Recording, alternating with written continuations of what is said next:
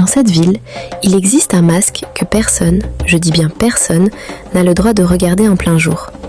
Et pourtant, il guide tout un peuple depuis des siècles. Bienvenue à Korogo, au cœur du Poro, dans le nord de la Côte d'Ivoire. Une ville ancienne, debout depuis le XIIIe siècle, berceau du peuple Sénoufo, l'un des plus anciens et mystérieux d'Afrique de l'Ouest. Les montagnes veillent, les rituels murmurent et les traditions vivent, sans bruit, mais avec puissance. Ici, on ne vit pas seulement dans le présent. On cohabite avec les esprits. La nature, les traditions, l'art, tout est sacré. Les Sénoufo, fiers gardiens de la forêt sacrée, bâtisseurs silencieux d'un monde symbolique.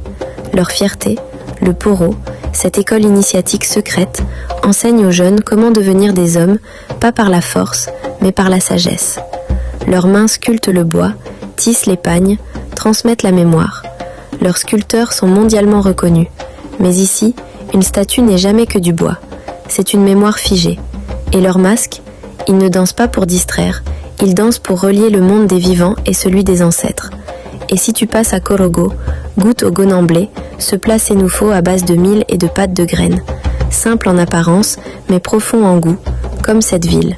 Ici, tout a une signification, même le silence.